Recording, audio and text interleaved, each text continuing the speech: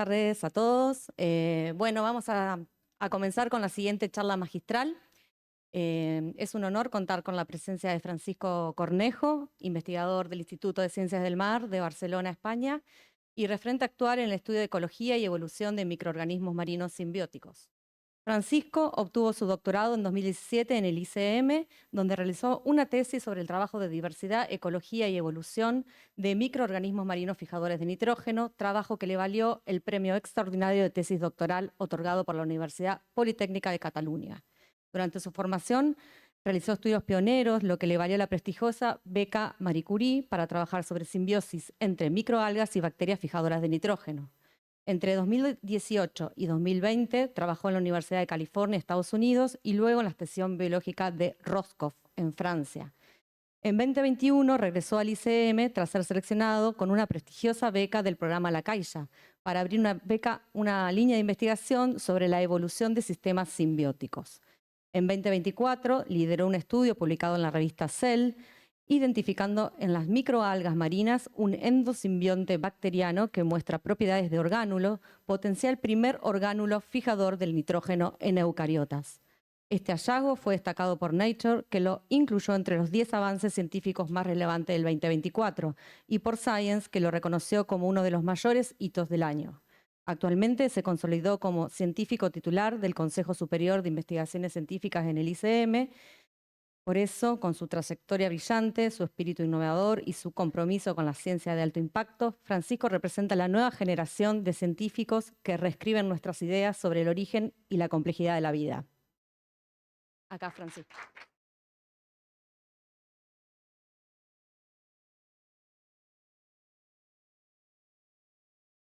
Buenas tardes a todos y a todas. La verdad es que creo que estaba hablando de otra persona. Yo no he hecho todas esas cosas.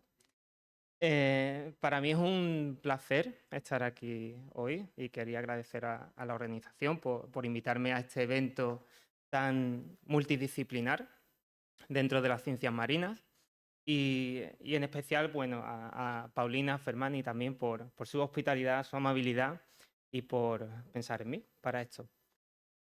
Sin más, hoy me gustaría hacer un repaso histórico sobre los hallazgos científicos que han dado lugar al descubrimiento de este nuevo orgánulo en las células eucariotas. Es un orgánulo al que hemos bautizado con el nombre de nitroplasto y provee a ciertas especies de microalgas aptófitas con la capacidad para fijar nitrógeno. Esto es una función que hasta hace muy poquito en realidad se pensaba que solo podían hacer ciertas arqueas y ciertas bacterias y de ninguna forma ningún eucariota. Pero parece ser que ahora estamos frente al primero que puede hacerlo. Si nos remontamos a los inicios, la célula eucariota en realidad surge de interacciones simbióticas entre arqueas y bacterias. Un poco más tarde, esta célula eucariota va adquiriendo nuevas funciones, como son la respiración, la fotosíntesis, y lo hace gracias al establecimiento de relaciones simbióticas con bacterias que sabían respirar y con bacterias que sabían hacer la fotosíntesis. Hasta que al final se pasó del proceso de endosimbiosis a los orgánulos que conocemos hoy día, a las mitocondrias y a los cloroplastos. Claro, esto fue muy importante porque permitió a la célula eucariota colonizar nuevos nichos. Fue el punto de partida para el aumento de la biodiversidad de células eucariotas, de especies eucariotas, y tuvo un grandísimo impacto en la química a nivel planetario. En este sentido, el nitroplasto, este nuevo orgánulo, también surge de un proceso endosimbiótico con bacterias, en este lugar de cianobacterias conocidas con el nombre de U5A. En realidad, hasta hace muy poquito se llamaba U5A, ahora lo llamamos nitroplasto. Durante la charla me referiré a ambas cosas de manera indiferente, o sea que si digo U5A o nitroplasto estaré hablando de la misma cosa en realidad. Y aquí podéis ver esta microalga aptófita, es una de estas microalgas afortunadas con este nuevo orgánulo. Aquí estarían los cloroplastos a ambos lados de la célula, estas estructuras alargadas en verde. Y aquí en medio, entre los dos cloroplastos en un extremo de la célula, estaría el nitroplasto. Este nitroplasto, como decía, confiere la capacidad para fijar nitrógeno atmosférico, es decir, que es capaz de fijar el N2 en formas biodisponibles de nitrógeno, primero en amonio y después en el resto de formas biodisponibles. Y esto lo hace gracias a esta enzima, a la enzima nitrogenasa.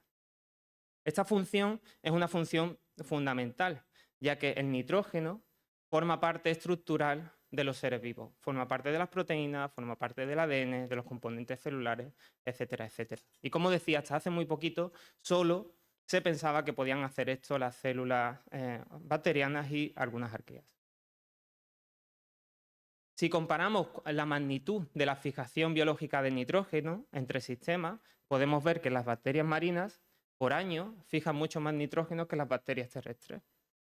Esto es relevante porque en realidad todo el nitrógeno que forma parte de los seres vivos en algún momento de la evolución ha tenido que pasar por una de estas bacterias. O al menos esto era cierto hasta 1914, cuando el hombre inventa el proceso industrial de fijación de nitrógeno.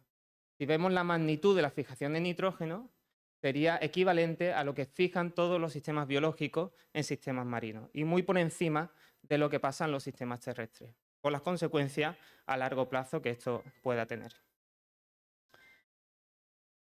Por tanto, el hombre en realidad sería la primera especie eucariota conocida capaz de fijar nitrógeno, que se conozca, pero esta es un poquito más antigua. El resto de eucariotas tienen que adquirirlo del medio y muchas especies eucariotas lo que hacen es asociarse precisamente con bacterias que saben hacer la fijación de nitrógeno. El caso más conocido sería el de las plantas leguminosas, que forman estos nódulos en sus raíces que están llenos de bacterias fijadoras de nitrógeno que proveen el nitrógeno a la planta. Y algo similar pasa con las praderas de fanerógamas marinas. Esto también se descubrió hace muy poquito y también tienen este tipo de simbiontes en sus raíces. Y por supuesto, a nivel microscópico, diferentes especies del plancton marino, diferentes especies de microalgas albergan estos simbiontes fijadores de nitrógeno. En realidad es tan fundamental este proceso que el origen de la fijación de nitrógeno y del enzima encargado de esto se remonta a los orígenes de la vida. De hecho, se estima que esta enzima surgió alrededor de 3.200 millones de años. Y lo hace en un ambiente pobre en oxígeno. De hecho, esta enzima es tremendamente sensible al oxígeno. Se inactiva de manera irreversible en contacto con este gas. La atmósfera ha ido evolucionando y ha ido aumentando su concentración en oxígeno, en parte por estas relaciones simbióticas que veíamos antes, que dieron lugar a los cloroplastos. Y sin embargo, esta enzima sigue siendo sensible al oxígeno, se inactiva de manera irreversible. Por lo que las bacterias han tenido que desarrollar diferentes estrategias para proteger el enzima del oxígeno y poder hacer la fijación de nitrógeno. Esto es especialmente relevante en el océano, porque la mayoría o gran parte de los fijadores de nitrógeno marinos están en la superficie oceánica, en un ambiente rico en oxígeno. Una vez se fija este nitrógeno, pasa al resto de la red trófica, en realidad. El nitrógeno pasa a ser consumido, transferido y transformado por toda la red trófica en un complejísimo ciclo del nitrógeno, que va desde la superficie hasta los sedimentos marinos. Pero el primer paso sería este, sería el paso fundamental de proveer nitrógeno en ambientes, en concreto oligotróficos. Esto es un paso muy, muy relevante. ¿Quién hace esta fijación? Pues la diversidad de fijadores de nitrógeno en el océano es enorme y cubre diferentes organizaciones celulares, diferentes estilos de vida que van desde organismos unicelulares, filamentosos, organismos simbiontes, de vida libre, episimbiontes, endosimbiontes y todas las combinaciones que podáis imaginar. Aquí dividimos la clasificación en dos grandes grupos, que son las cianobacterias fijadoras de nitrógeno y el resto. Y esto no es casualidad, y es que en realidad en el océano pensamos o sabemos que son las cianobacterias fijadoras las principales protagonistas de la fijación de nitrógeno en el océano. Sin embargo, en últimos estudios, en recientes estudios, se ve que el papel, que estas que no son cianobacterias tienen un papel nada despreciable también, o sea que podrían contribuir de manera importante. pero nos quedamos de momento con las cianobacterias.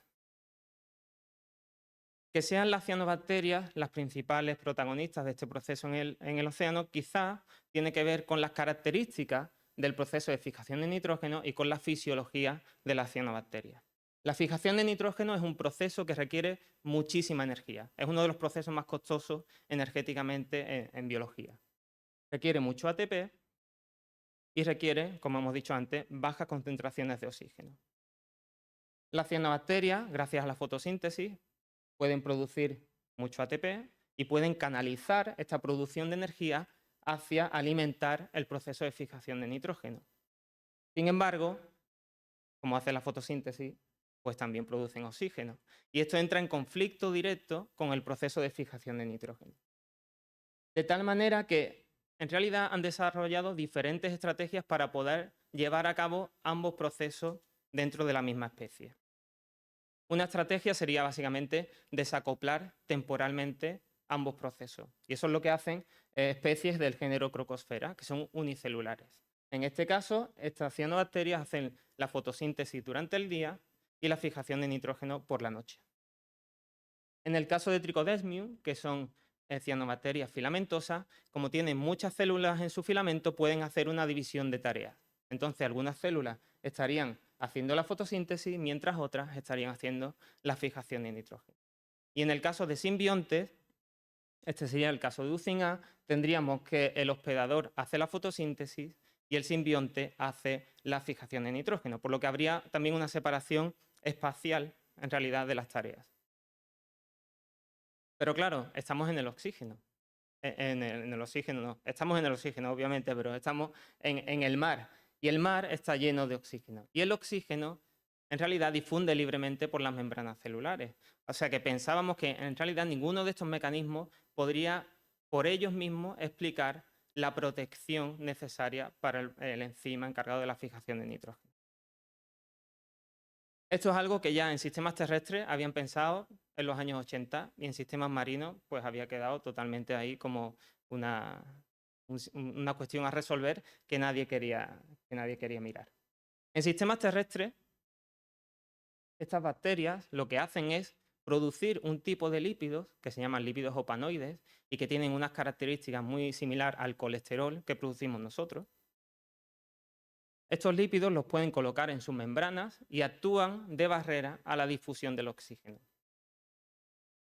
Entonces nosotros lo que vimos es que en estos estudios primeros de los años 80, estos son bacterias terrestres fijadoras de nitrógeno. En estas bacterias terrestres la fijación ocurre en estas vesículas que están aquí señaladas con estas flechas amarillas.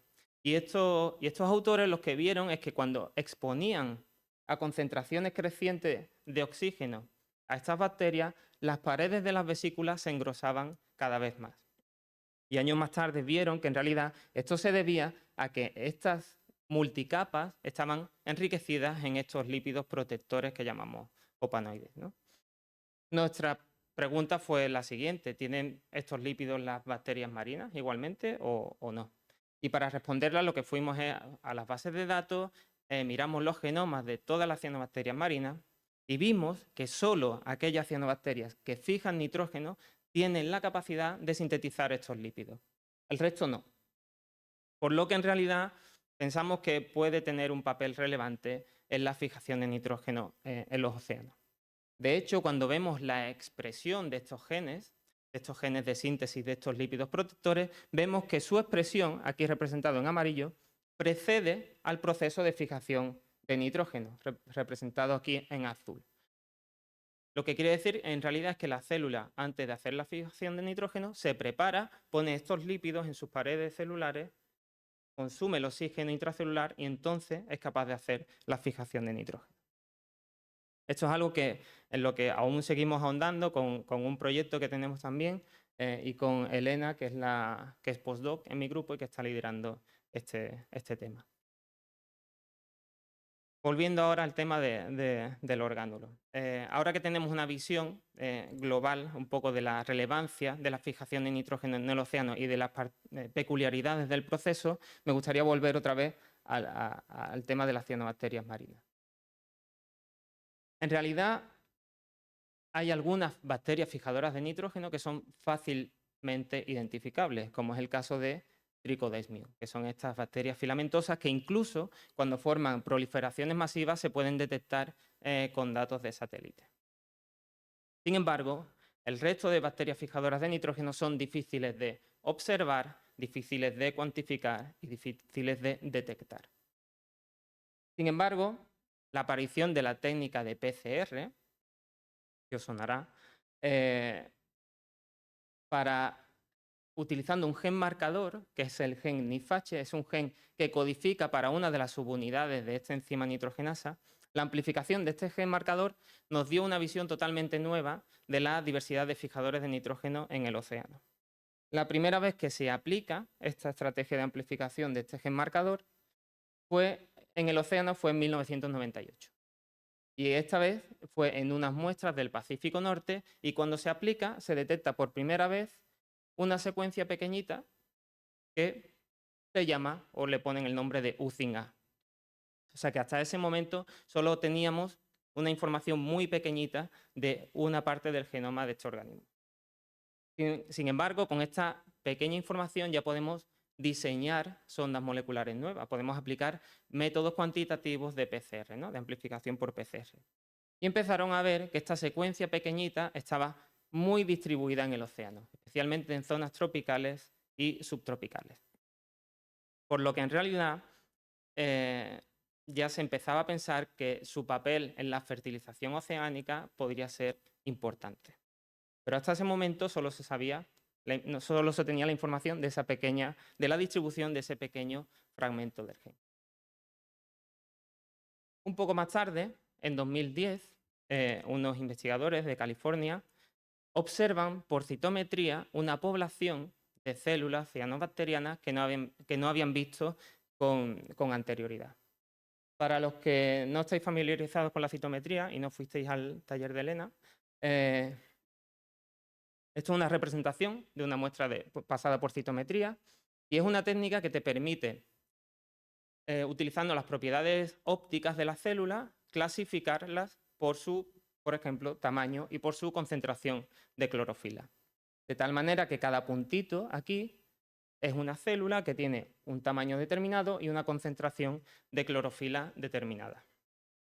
Esto te permite hacer una caracterización de la estructura de la comunidad del fitoplancton de manera muy rápida. Y esto sería una población de fitoplancton de océano abierto, donde se ven los Prochlorococcus, que son cianobacterias pequeñas, los Synechococcus un poco más grandes, con más clorofila, y después el fitoplancton pequeño.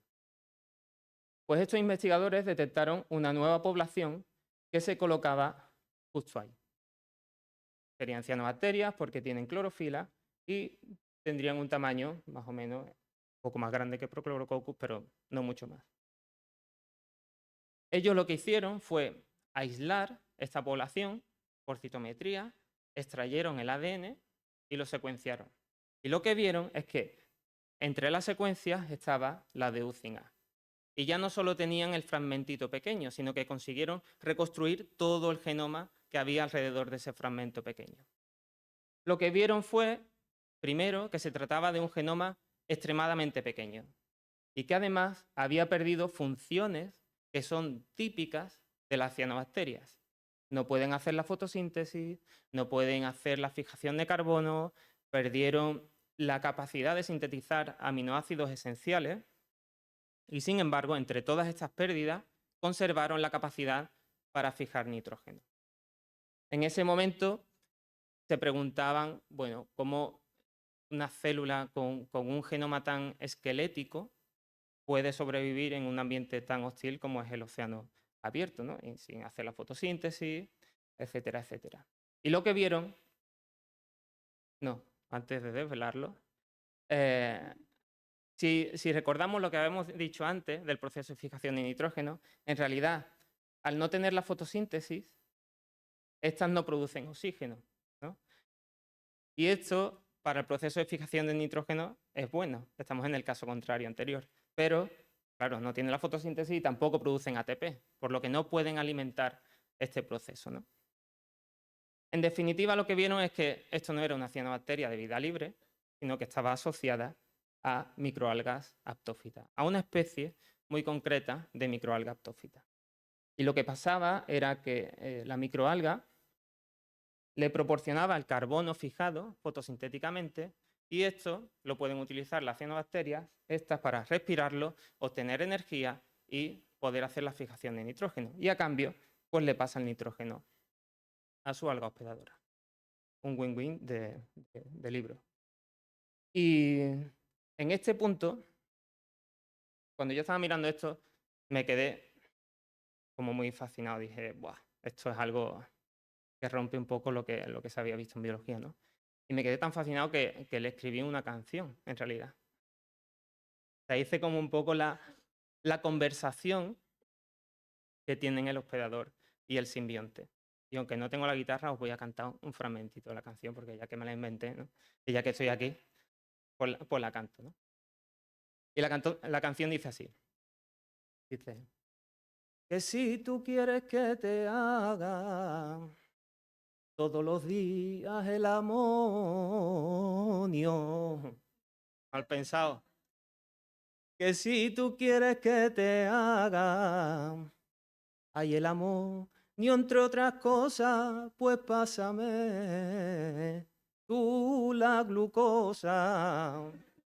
Ay el amor, ni entre otras cosas, pues pásame tú la glucosa. Que viviendo contigo soy tan feliz que a mí nada me falta, tampoco a ti. Mi quesalero, viviendo por los mares, ay, ay, del mundo entero. Vale. Muchas gracias. Solo he cantado porque he visto a gente dormir, ¿eh? Si no, no canto. Un año más tarde, otra investigadora, esta vez de Japón, Kyoko Ajino, descubre otra especie de simbionte y otra especie de alga hospedadora. Especies cercanas, de hecho tan cercanas que son especies hermanas. Es decir, que en este momento teníamos dos especies de simbionte, dos especies de células hospedadoras, pero no sabíamos cómo se interrelacionaban entre ellas, si las simbiosis eran específicas o si no lo eran. En ese momento pensamos que para responder a esta pregunta podríamos utilizar la técnica de Cartfish, que es una técnica que mediante el uso de sondas moleculares te permite identificar grupos taxonómicos concretos. Con esta sonda que se pegaría a la ARN ribosomal y con la presencia de una enzima podemos hacer una reacción enzimática que enciende a las células, aquellas que han adquirido la sonda, y las podemos ver con el microscopio de epifluorescencia. Esto sería una imagen real de Cartfish. En realidad, la imagen es la misma. Esto sería una tinción con DAPI, que es una tinción que tiñe el DNA de todas las células. Cada puntito celeste aquí sería una célula bacteriana. Y esto sería el resultado de aplicar sondas específicas para un grupo de bacterias. Por tanto, podemos identificar en la imagen cuáles son nuestras especies de interés, ¿no? ¿Qué pasa? Que en ese momento no teníamos sondas ni para los simbiontes ni para los hospedadores. Entonces nos dedicamos a diseñar estas sondas de manera específica para cada una de ellas para poder diferenciarlas tanto para los simbiontes y para las células hospedadoras. Y lo que vimos fue esto, porque en realidad las simbiosis son específicas. No hay simbiosis cruzada entre diferentes especies de simbionte y de hospedador. Y además vimos que cada pareja simbiótica tiene un tamaño muy concreto. Esto es relevante, en realidad, porque significa que cada uno de estos simbiontes está inyectando nitrógeno en un compartimento del plancton diferente. Y esto tiene su relevancia a nivel biogeoquímico. Con estas sondas, y gracias a que teníamos acceso a muestras de las campañas globales, como es el caso de la campaña Malaspina, pudimos generar por primera vez un mapa global y cuantitativo basado en imágenes de esta simbiosis. Y vimos que efectivamente están distribuidas de manera global con algunos puntos donde su abundancia es realmente alta. Y no solo eso, sino que tras la observación También nos dimos cuenta que cuando las muestras venían de muestreos nocturnos, observábamos lo que parecía la célula en división. Serían aquí, esto sería una muestra tomada por el día con un simbionte y un hospedador, y esto serían una reconstrucción de lo que sería la división la división celular de esta simbiosis. Lo que implica o lo que sugiere que la herencia de los simbiontes ocurre de manera vertical. Y esto es muy relevante a la hora de hacer estudios de coevolución. También, gracias a análisis de filogenómica y de reloj molecular, pudimos estimar que el encuentro simbiótico ocurrió hace unos 100 millones de años, en el Cretácico. ¿Qué pasaba aquí hace 100 millones de años? Bueno, en realidad en esa época fue una época de ultraoligotrofía. Si tenemos en cuenta los últimos 500 millones de años, en esta época tuvimos la concentración más baja de nutrientes en el océano. Y no solo eso, sino que también coincide con, no sé si recordáis, el impacto que acabó con con parte de la biodiversidad, incluyendo los dinosaurios del planeta. Este impacto no solo acabó con los dinosaurios, sino que generó una nube de polvo tal que sometió al planeta a una oscuridad que duró al menos varias decenas de años. Y esto obligó al fitoplancton, al que pudo, a cambiar su modo trófico. En lugar de hacer la fotosíntesis, empezaron a hacer heterotrofía, a alimentarse de bacterias. De hecho, estas algas aptófitas tienen un aparato concreto que se llama aptonema, por el que cazan bacterias y se las comen. O sea, son capaces de reunir grupitos de bacterias en el aptonema y se lo llevarían a la vacuola digestiva. Por tanto, en un contexto con pocos nutrientes y con unas algas que son capaces de cazar, pues uno se imagina que quizás fueron unas condiciones que podrían haber favorecido este encuentro simbiótico. Pero esto es purita especulación, ¿eh? A mí me gusta pensar que esto sucedió así, pero al revisor 3 no. A partir de ese momento fue evolucionando la simbiosis, se hizo obligada y fue colonizando nuevos nichos. Océano abierto, zonas costeras, incluso se detecta en zonas polares, donde se pensaba que la fijación de nitrógeno no tenía un papel tan relevante porque ya son zonas con más nutrientes, ¿no? Y fuimos descubriendo nuevas especies. A día de hoy, en realidad, tenemos constancia de 3 especies genómicas diferentes y cada una de ellas tiene un rango de tamaño diferente. Lo mismo que decía antes. O sea, el que tenga tamaños diferentes significa que el nitrógeno se está inyectando en compartimentos diferentes del plancton, ¿no? Entonces se atribuye un papel mucho más complejo de esta simbiosis en estos ciclos biogeoquímicos. Estos son más imágenes de Carfish. Aquí la escala es un collage de imagen, en realidad, pero la escala es compartida. Y esto solo para que veáis la gran diferencia en tamaño que hay entre el simbionte más pequeño y el más grande. O sea, el simbionte más grande es casi más grande que la simbiosis completa. Y esta variación en tamaño, en realidad, a mí me petó la cabeza cuando lo vi, porque dije, son especies hermanas, en realidad. ¿Cómo especies tan cercanas pueden tener tamaños tan dispares, ¿no?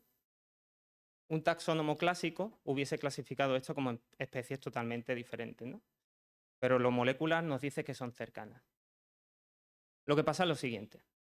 Cuando vimos esto nos pusimos a medir los tamaños celulares, tanto del simbionte como del hospedador. Y lo que vimos es que en realidad siguen una correlación lineal casi perfecta.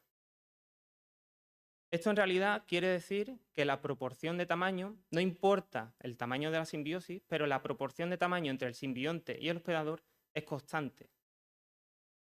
Y nosotros pensamos que tendría que haber un principio biológico subyacente que explicara esta relación de tamaño, esta proporción de tamaño tan específica. Y lo que hicimos fue recurrir a los modelos para ver si podíamos buscar una explicación a esto.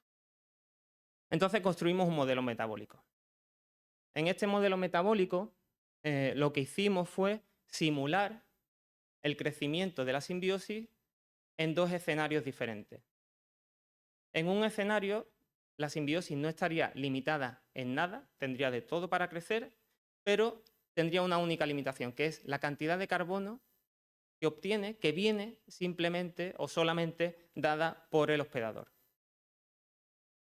Y en la otra situación, la simbiosis no tendría ninguna limitación solo al crecimiento, pero estaría limitado por la cantidad de nitrógeno que el simbionte puede aportar a la simbiosis. Y esto lo hicimos para diferentes proporciones de tamaño. Ahora se entenderá un poco mejor esto, creo.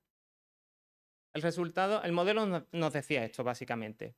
Cuando tú tienes un simbionte que es muchísimo más pequeño que la alga hospedadora, el simbionte no es capaz de proporcionar nitrógeno para sí mismo y para un organismo que es muchísimo más grande que él. Y al contrario pasa lo mismo. Si un simbionte se empieza a hacer mucho, mucho más grande, el alga hospedadora tampoco tendría capacidad para suplir de carbono la pareja simbiótica. Entonces el modelo en realidad te da un rango de tamaño para el cual el crecimiento se optimiza en base a la economía en el intercambio de recursos. El modelo nos daba esto, 2,47. El hospedador tiene que ser 2,47 veces más grande que el simbionte para que la simbiosis funcione de una manera coordinada, al menos en cuanto a tasa de crecimiento. ¿Y qué dio los resultados empíricos? No dio 2,47, pero dio algo muy, muy cercano a 2,47.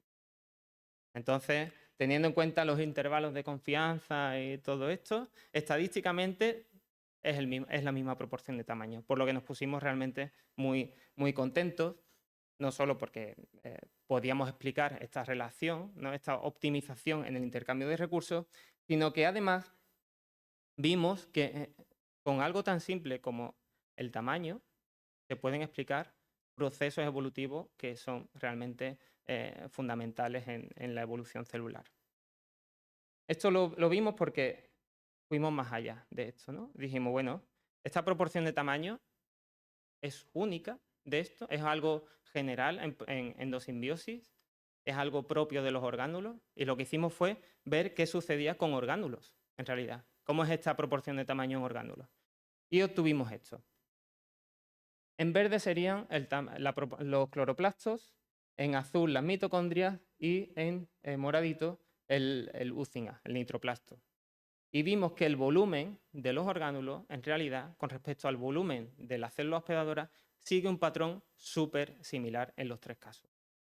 Por lo que en realidad pensamos que de todas, este endosimbionte ya no era un endosimbionte, sino que en realidad estaba funcionando de facto como un orgánulo fijador de nitrógeno, como el nitroplasto. Hasta ese momento, todo lo que se había hecho con datos ambientales. No había un cultivo disponible de esta simbiosis. Todo había sido a través de campañas oceanográficas, de campañas de muestreo, etcétera, etcétera. Pero en 2021, esta investigadora, Kyoko Ajino, que insistentemente iba a las costas de Japón a muestrear, en uno de estos muestreos consiguió aislar esta simbiosis y mantener un cultivo estable de la pareja simbiótica. ¿Qué hizo? Pues cogió y la compartió con uno de los grupos que sabe más de esta simbiosis, que es el grupo de John Searle en la Universidad de California en Santa Cruz. Y ellos pudieron aplicar técnicas más sofisticadas gracias a tener este cultivo.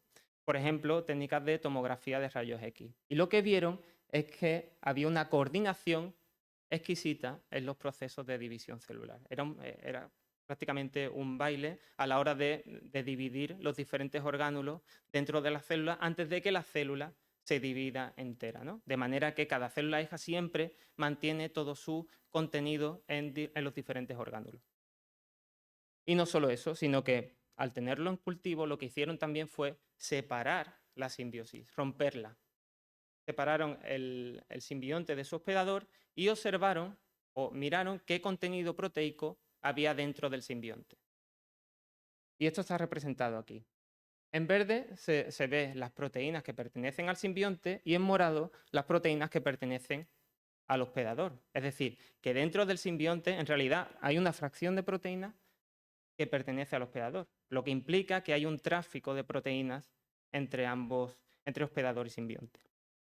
Y no solo eso, sino que estas proteínas, además, si recordáis del tamaño del genoma y de lo esquelético que era, en realidad estas proteínas sirven para completar muchas de las rutas metabólicas que estaban truncadas o incompletas en el simbionte. Durante la transición de endosimbionte a orgánulo, en realidad, las células, hospedador y simbionte, experimentan multitud de reajustes metabólicos y genéticos, hasta que se llega a un punto de no retorno, que es este de aquí, cuando ya te conviertes en orgánulo. Esto es lo que pasó con mitocondrias y con cloroplastos, pero pasó hace miles de millones de años. Y son procesos muy difíciles de estudiar porque ocurren a escala geológica. Nosotros ahora tenemos como un orgánulo muchísimo más joven. Hasta ahora sabíamos el final de la película gracias a estos orgánulos, pero este nuevo orgánulo en realidad nos va a permitir ver cómo se ha desarrollado la película, o al menos los inicios de la conversión del proceso de organelogénesis, de convertirte en un orgánulo. Así que a día de hoy tenemos un sistema modelo único, cultivable y cultivado, que nos va a permitir estudiar estos procesos de evolución celular de la célula eucariota. Nos va a permitir ver cómo ocurren los inicios de estos procesos celulares. Y nos va a permitir, probablemente a largo plazo, entender o intentar aplicar la domesticación de funciones bacterianas en la célula eucariota.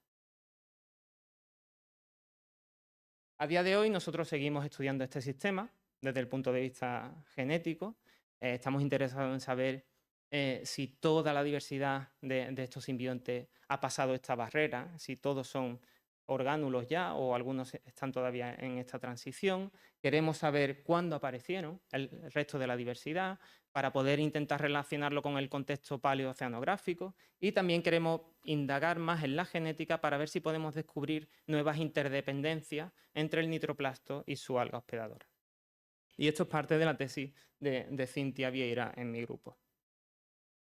Y también estamos interesados en los aspectos fisiológicos, es decir, qué ventaja o qué desventaja tiene a veces, al menos en las partes iniciales de estos procesos, tener un simbionte o adquirir un simbionte, ¿no? Y queremos verlo desde el punto de vista fisiológico. Y esto es algo que estamos haciendo con la tesis doctoral de Mariam Mohamed, también en mi grupo.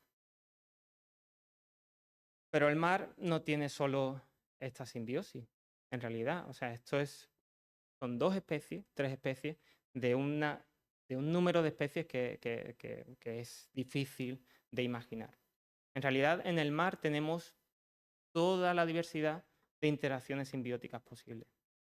Así que yo os animo también a que ya vais al mar, a que observéis el mar, a que observéis todas las interacciones, porque estoy convencido de que en muchas de estas interacciones encontraremos las respuestas a preguntas fundamentales para la vida, para la evolución de la célula. Con esto quería ya terminar y no quería olvidarme de agradecer a tantísimas personas que me han acompañado durante esta aventura. Yo solo he mostrado una pequeña parte de la investigación que se ha hecho. Esto es algo que lleva más de 25 años estudiándose, y aunque no lo creáis, yo tengo más de 25 años. Y no sé por qué os reís. Y también quería agradecer a todas las instituciones que me han acogido, a las entidades que han financiado esta investigación y, por supuesto, a mi grupo actual, majísimo, y a todos vosotras y vosotros por vuestra atención. Gracias.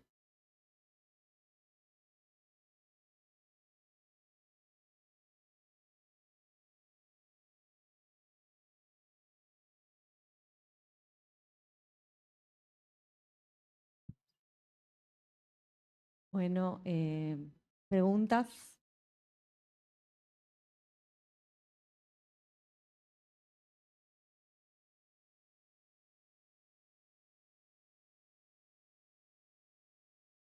Hola Francisco, gracias. Muy interesante.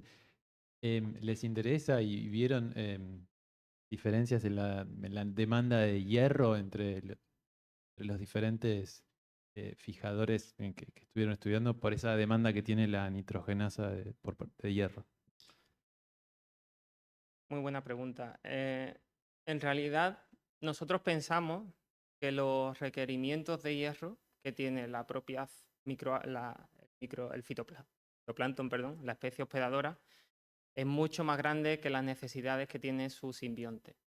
Por tanto, creo que nunca veríamos déficit de hierro en el simbionte, porque significaría que la célula hospedadora estaría súper mal ya. Entonces pensamos que es el fitoplancton el que hace un poco, la célula hospedadora la que hace un poco de sistema tampón en cuanto a los requerimientos de ciertos nutrientes o ciertas, sí, como el hierro, por ejemplo.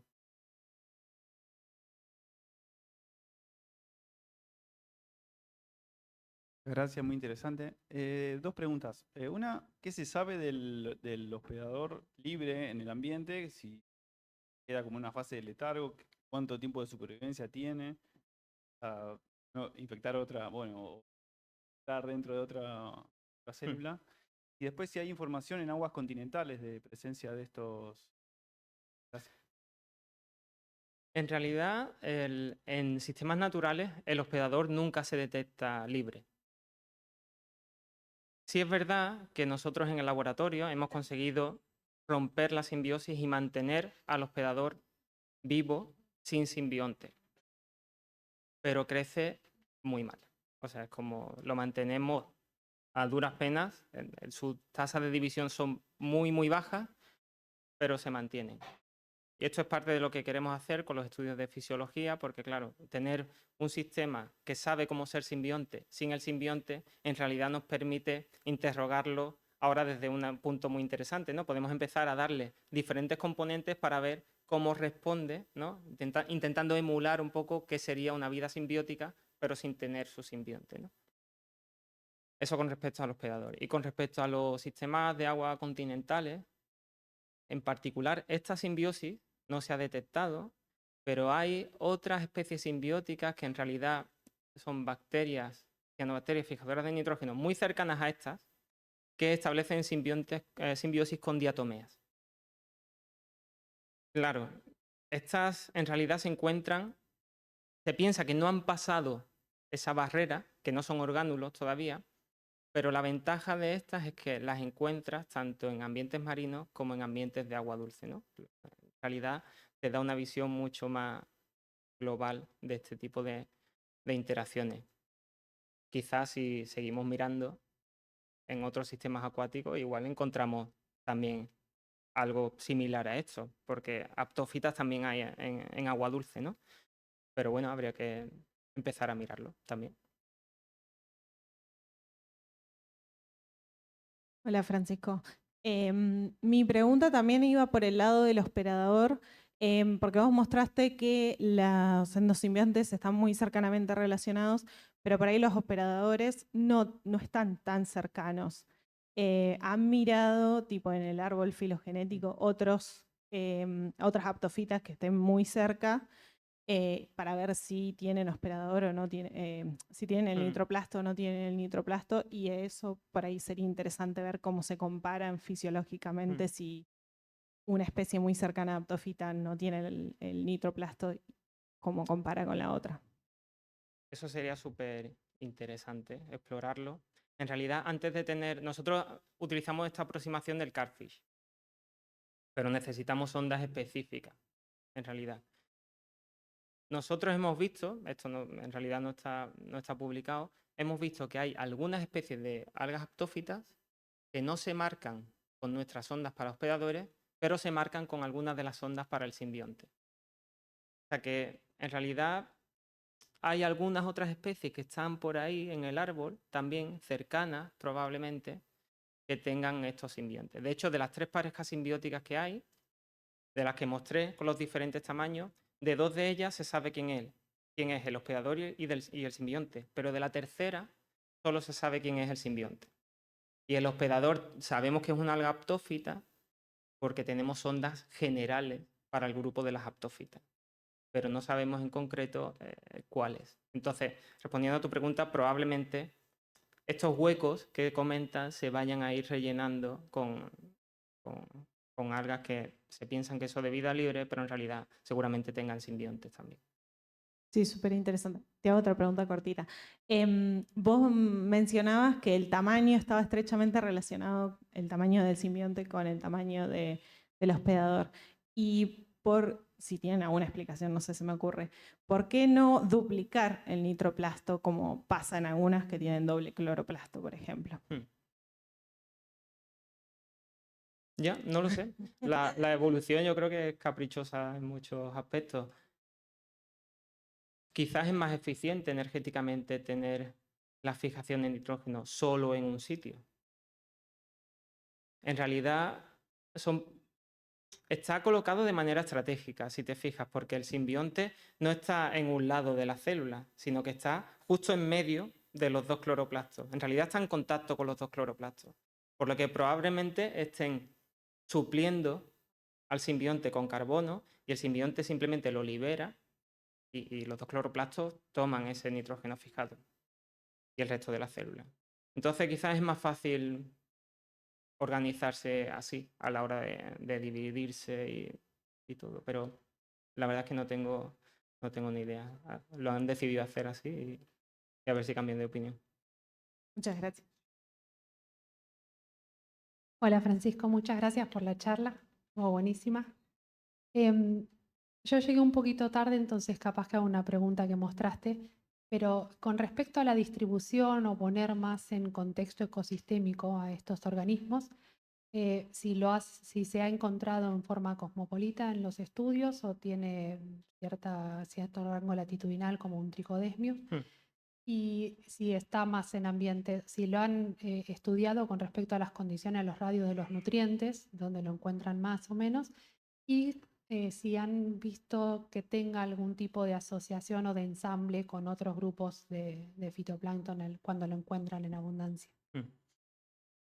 Con respecto a la distribución, lo que hemos visto es que yo solo he mostrado la distribución de una de las especies, que es la más pequeña, de hecho. La más pequeña parece que puede alcanzar abundancias más altas y que tienen como una distribución más parcheada. La que es un poco más grande es menos abundante, pero tiene una distribución más homogénea, en realidad. Y de hecho se encuentra hasta en zonas polares. Creo que la temperatura es algo que es un factor bastante determinante en la distribución global de esta simbiosis. Yo creo que no se ha encontrado por encima de 18 grados, 19, o cuando llegan a esas temperaturas ya son tan eficientes. No sé si por temas también de difusión de oxígeno, que cuando aumenta la temperatura las cianobacterias también son más torpes con el oxígeno. Pero sí, diría que la temperatura determina mucho esto. Y en cuanto a requerimientos de nutrientes, diría que un poco lo que le comentaba a la persona que preguntaba antes con respecto al hierro, la limitación la tenemos que ver desde el punto de vista del fitoplancton, en realidad, de las células hospedadoras, porque el simbionte en sí está a salvo dentro de su alga hospedadora, ¿no? Ya le están tamponando un poco todos los requerimientos de nutrientes. Y no hay muchos estudios, la verdad. No se sabe mucho. Se sabe que ocupa un rango geográfico tremendo, zonas polares, zonas tropicales, subtropicales. O sea que me imagino que puede vivir en un rango de condiciones bastante amplias. Lo que sí es verdad es que nunca o rara vez dominan. Entonces, aunque vivan, a lo mejor hay otros grupos del fitoplancton que son mucho más eficientes y viven mejor en ciertas zonas, pero ellas han elegido tener esta estrategia quizás de que tienen su simbionte que le aporta este nutriente y se mantienen en un perfil más bajo y de hecho, bueno, por eso hasta hace muy poco no se ha podido aislar en cultivo, porque cuando lo intentas siempre obtienes el resto de especies, pero no esta, ¿no? Entonces tienes que ir a un momento muy determinado y con ojos expertos que sepan como nada para tomarla e intentar hacer un enriquecimiento. Bueno, muchas gracias. ¿Alguna más?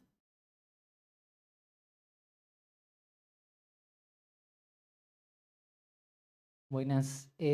Vos hablaste de una especie de barrera entre el hospedador y el orgánulo. Como se sabe qué distingue o cuándo pasa a ser orgánulo en lo que vendría a ser esa barrera? No sé si es tan clara. La verdad es que estas definiciones las ponemos nosotros, en realidad. Hasta el día de hoy, pues se pensaba que tendría que ser clave el hecho de que hubiera un tráfico de proteínas entre el simbionte y el hospedador, o que hubiera una transferencia de material genético del simbionte, del genoma del simbionte al genoma del hospedador. A día de hoy nosotros no hemos encontrado, por ejemplo, esto. No sabemos si se han transferido genes o si en realidad, como el hospedador ya sabe cómo tener un simbionte, porque lleva miles de años viviendo con cloroplastos y con mitocondrias, quizá reutilizan parte de esa información y no tienen que importar material genético nuevo del simbionte. Yo diría que en realidad es un continuo.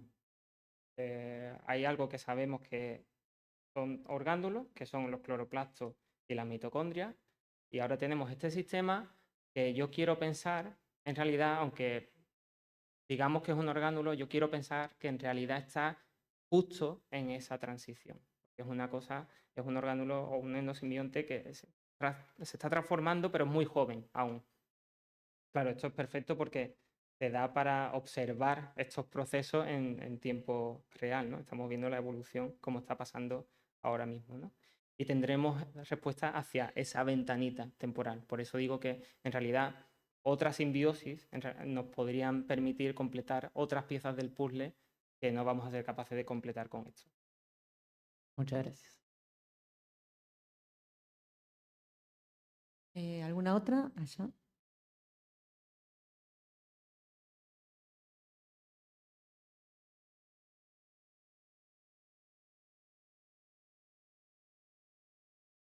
Bueno, muchas gracias. Con respecto a las diatomeas, que vi que en la anteúltima diapositiva mostraste y justo había géneros de agua dulce y marinos, ambos. ¿Ustedes han hecho algún experimento? Porque están estas diazotróficas, estas cianobacterias diazotróficas que están en simbiosis con diatomeas. Una la mostraste, era epitemia. Sí. ¿Ustedes han hecho estudios para ver si en las diatomeas también puede llegar a existir estos orgánulos o no? ¿O no puede ser? Sí, yo creo que puede ser perfectamente. Lo que pasa es que estamos en un contexto genético totalmente diferente.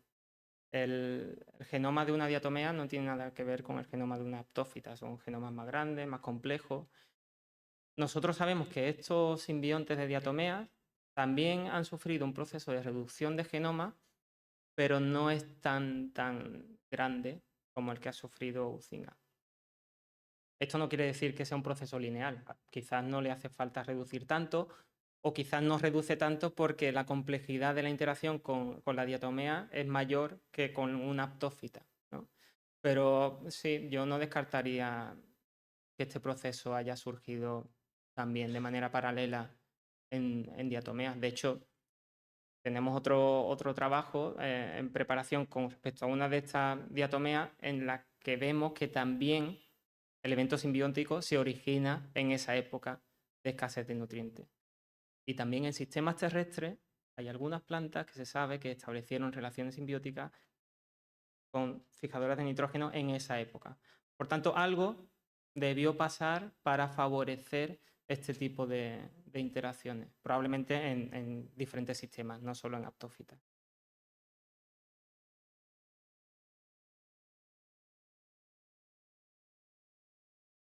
¿Alguna otra pregunta?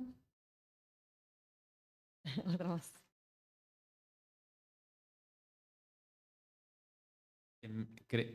Esto ya es más por ahí sin fundamentos, pero ¿hay alguna Me encanta. chance de A mí de me que gusta hablar sin fundamento también.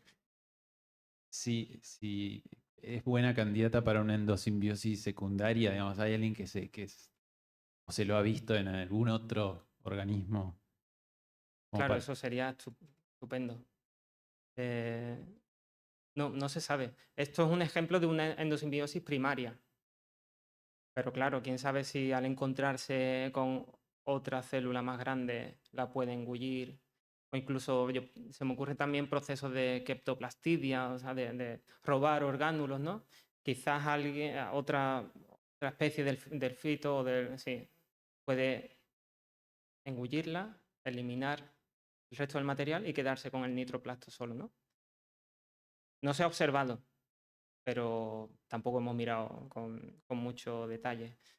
Tampoco encontramos como abundancia súper alta como para detectarlo. O sea, habría que irse a zonas muy concretas donde hay blooms de estos organismos y ver si alguno que anda por ahí se aprovecha y utiliza el nitroplasto de manera, aunque sea temporal. Ya de manera temporal ya tendríamos una información también muy relevante, pero no se observa.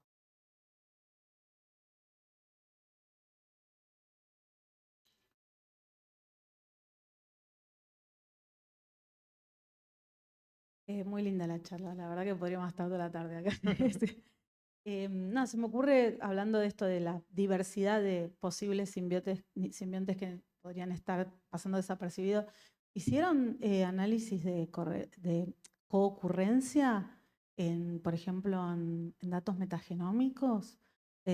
O sea, de cuando vos analizás muchos datos y ver que coocurren